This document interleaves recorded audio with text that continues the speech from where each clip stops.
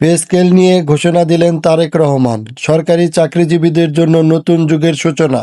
দীর্ঘ 17 বছরের নির্বাসিত জীবন শেষে তারেক রহমান যখন দেশের মানুষের সামনে এসে দাঁড়ালেন, তখন তার কণ্ঠে ঝরে পড়ল লাখ লাখ সরকারি চাকরিজীবীদের দীর্ঘদিনের বঞ্চনার অবসান ঘটানোর দৃঢ় অঙ্গীকার।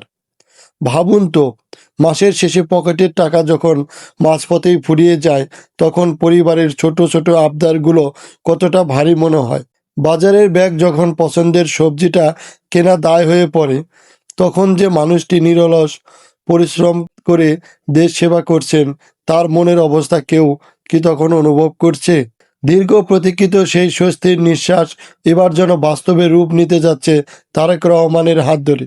সম্প্রতি বিটিভি ও বেতারে সম্প্রচারিত এক আবেগঘন ভাষণে তারেক রহমান জানিয়েছেন, দেশের চাকা যারা সচল রাখেন সেই সরকারি কর্মচারীদের জন্য তিনি এক বিশেষ পরিকল্পনা হাতে নিয়েছেন।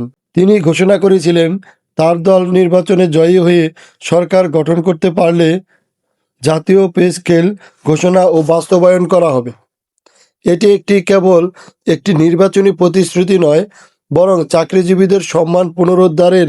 তারেক রহমানের এই বক্তব্য মুহূর্তেই সামাজিক যোগাযোগ মাধ্যম সহ সারা দেশে আলোড়ন সৃষ্টি করেছিল, যা দেশের চাকরিজীবীদের দীর্ঘদিনের পুঞ্জীভূত হাহাকারকে এক নিমিষেই আশার আলোয় পরিণত করেছে। তারেক রহমান তার এই ঘোষণায় কেবল বেতনের অঙ্ক নিয়ে কথা বলেননি, বরং একটি ন্যায়ভিত্তিক ও মানবিক রাষ্ট্র গঠনের স্বপ্ন দেখিয়েছেন।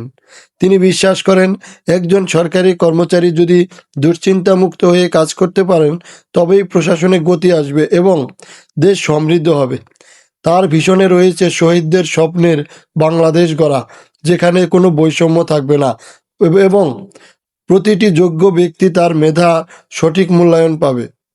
তিনি 1 কোটি মানুষের কর্মসংস্থান এবং প্রতিটি পরিবারের জন্য ফ্যামিলি কার্ডের মতো যুগান্তকারী সিদ্ধান্তের পাশাপাশি পে স্কেলকে তার আগামী দিনের সফলতার অন্যতম চাবিকাঠি হিসেবে দেখছেন। সবশেষে বলা যায়, তারেক রহমানের এই ঘোষণাটি সরকারি চাকরিজীবীদের জন্য বড় ধরনের রাজনৈতিক জয়। এটি কেবল বেতন বৃদ্ধির আলোচনা নয়, বরং কর্মচারীদের দীর্ঘদিনের প্রতীক্ষার অবসান ঘটানোর এক ঐতিহাসিক পদক্ষেপ। তারেক রহমানের উপর সাধারণ মানুষের যে আস্থা বাড়ছে, এই পে স্কেলের ঘোষণাটি তাতে এক নতুন মাত্রা যোগ করেছে। অর্থনৈতিক সংকটের মধ্যেও তিনি যেভাবে কর্মচারীদের পাশে দাঁড়িয়েছেন, তা আগামীর সমৃদ্ধ বাংলাদেশের এক ইতিবাচক ইঙ্গিত বহন করছে। এখন অপেক্ষা কেবল সেই শুভক্ষণের, যখন তারেক রহমানের এই স্বপ্ন সরকারি কর্মচারীদের বাস্তবতায় রূপ নেবে।